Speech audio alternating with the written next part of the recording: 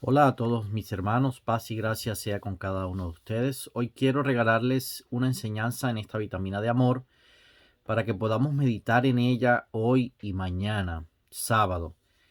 Durante este fin de semana podamos meditar en esta enseñanza que es bien interesante y bien hermosa y hace referencia a muchas cosas que hoy en día nos están enseñando, pero que a través de esta enseñanza, de esta vitamina de amor, vamos a traer un poquito de claridad sobre este tema y hace referencia a la mayordomía. Hoy en día nos han enseñado mucho que la mayordomía solamente hace referencia al dinero, a cómo administramos nosotros el dinero, a llevar el dinero a las manos de las arcas de aquellos que están dirigiendo la iglesia en este momento. Puede ser en la iglesia católica, en la iglesia cristiana, en cualquier tipo de doctrina. Nos están enseñando que la mayordomía hace referencia a cómo administramos nosotros el dinero y a llevar el dinero a las arcas de aquellas doctrinas. Pero hoy vamos a ver a través de esta enseñanza que es algo mucho más profundo realmente que administrar el dinero. En Lucas capítulo 16 encontramos la parábola del mayordomo infiel. Esta parábola solamente la encontramos en el Evangelio de Lucas. En Mateo encontramos la parábola de los talentos, que hace también referencia a la mayordomía, pero la parábola de los talentos está haciendo referencia a cómo administramos nosotros un don o un talento que Dios nos ha entregado. Si lo ponemos al servicio de los demás y lo multiplicamos o lo guardamos para nosotros por miedo y por temor. A eso hace referencia la parábola de los talentos. Y en la mayordomía infiel hace referencia un poco también a ese don y a ese talento que Dios nos ha entregado. Para poder entender un poquito la mayordomía o la parábola del mayordomo infiel, vamos a devolvernos un poquito al capítulo 15. Y en el capítulo 15, versículo 1, Jesús dice que a Jesús se acercaban los publicanos, los pecadores, para oírle, y los fariseos y los escribas también oían, pero murmuraban. O sabemos que Jesús empieza a predicar o a enseñar a un grupo de personas bastante diferente. Habían publicanos, habían pecadores, habían fariseos y habían escribas. O sea, era un público bastante variado al que él le estaba enseñando. Y empieza enseñándole a los publicanos y a los pecadores. Y habla de la oveja perdida, habla de la moneda perdida, habla de la parábola del hijo pródigo. Estas primeras tres parábolas de la oveja perdida, de la moneda perdida y del hijo pródigo estaban haciendo referencia a personas que lo conocían, personas que habían escuchado de él y que se apartaban por un tiempo. Entonces la oveja perdida, Jesús va y la busca hasta que la encuentra. El hijo pródigo hace referencia a aquel que conoce al Señor, se desvía, pero se reconcilia otra vez con el Señor a través del arrepentimiento. Entonces Jesús, pienso que en estas primeras tres parábolas estaba haciendo referencia, estaba hablándole a los publicanos y a los pecadores.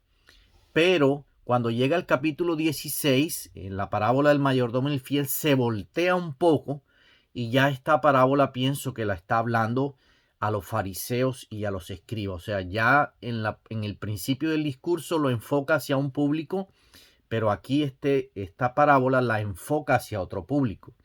Y se la voy a leer. Dice, parábola del mayordomo infiel. Dijo también a sus discípulos, o sea, le estaba hablando al público, pero también a sus discípulos.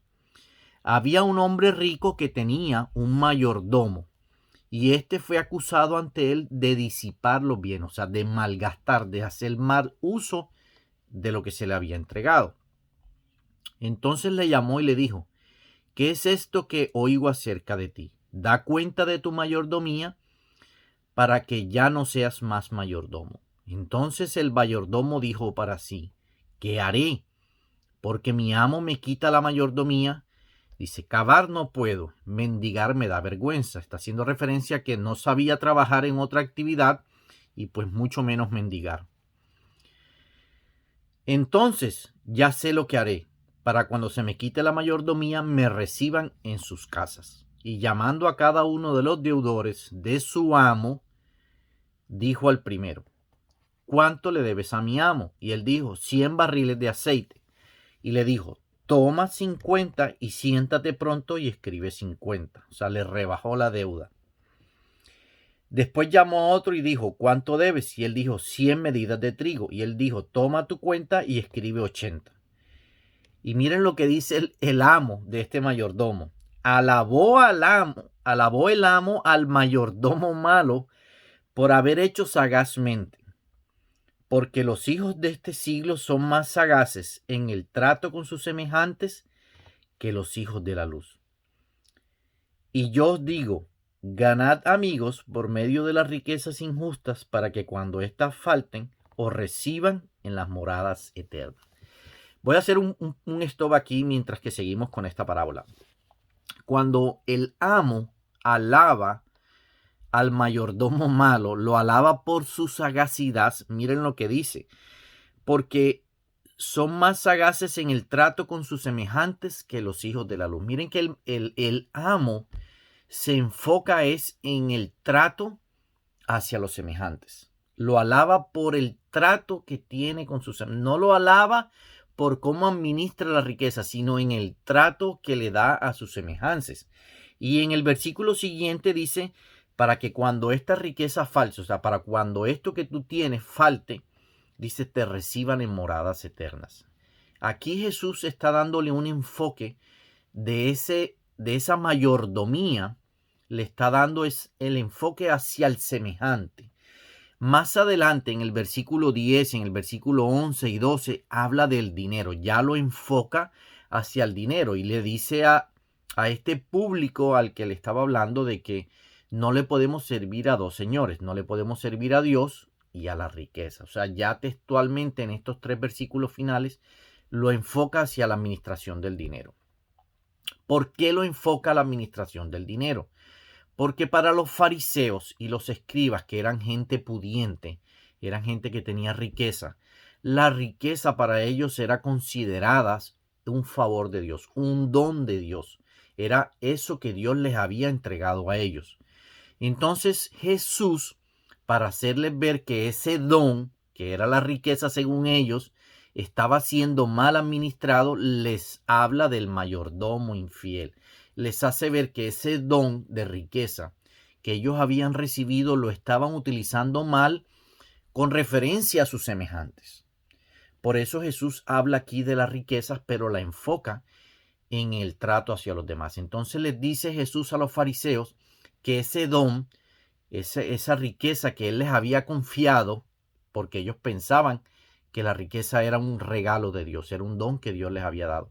Entonces Jesús les está diciendo que ese don que él les había entregado lo estaban administrando mal con referencia a sus semejantes, porque ellos tenían la riqueza y ese don, que era la riqueza que supuestamente Dios les había dado, lo estaban utilizando para enseñorearse y para hacerse grandes y para hacerse ver ante a sus semejantes, pero no lo estaban utilizando para ayudar a sus semejantes.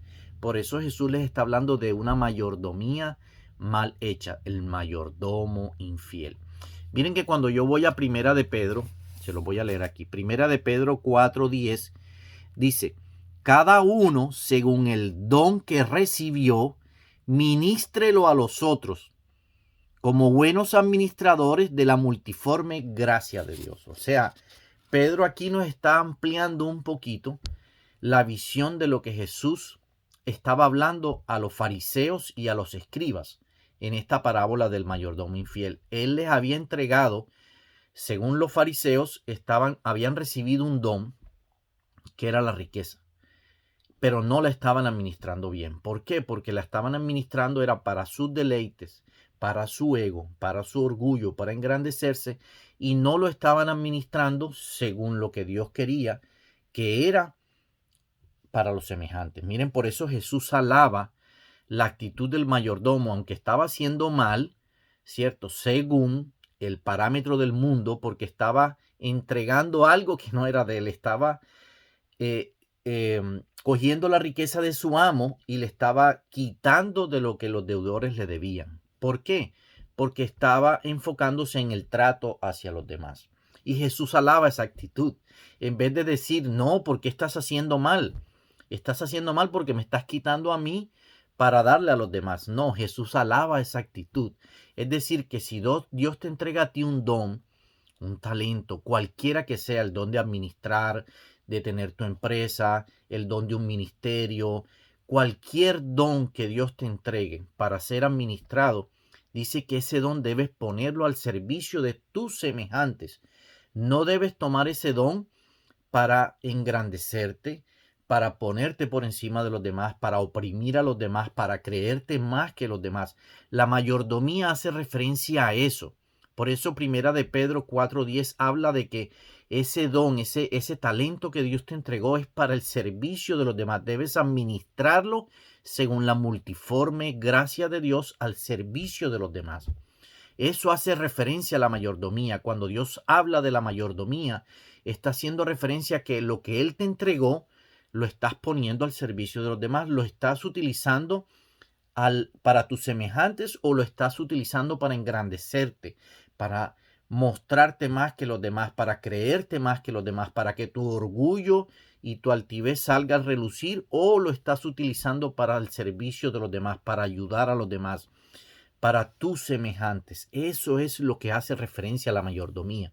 Si tú tienes dinero, como en este caso Jesús le estaba hablando a los fariseos, de que ellos pensaban que ese don y ese talento era el dinero. Si hace referencia al dinero, como muchos hoy en día lo enfocan, lo estás utilizando para ayudar a tus semejantes, lo estás ayudando para ayudar a aquellos que están a tu alrededor, o lo estás utilizando el dinero para engrandecerte, para hacerte más rico, para oprimir a los demás, para creerte más que los demás. Si tú piensas que el dinero es un don y es un talento, ¿qué estás haciendo con ese don y ese talento? ¿Lo estás poniendo al servicio de los demás? Si tú piensas que el ministerio es un don y un talento que Dios te entregó, lo estás poniendo al servicio de tus semejantes. Cualquier cosa que Dios haya puesto en nuestras manos para administrar, Dios lo que quiere es que lo pongamos al servicio de los demás, que seamos mayordomos fieles con ese don y ese talento al servicio de nuestros semejantes, no para nosotros. Espero que este mensaje, mi hermano, en este día de hoy haya aclarado muchas dudas y haya traído claridad a nuestra vida cuando Dios habla de la mayordomía. ¿Qué hacemos con ese don y ese talento? Espero que la paz, la gracia y la misericordia de Dios esté con cada uno de ustedes. Dios me los bendiga.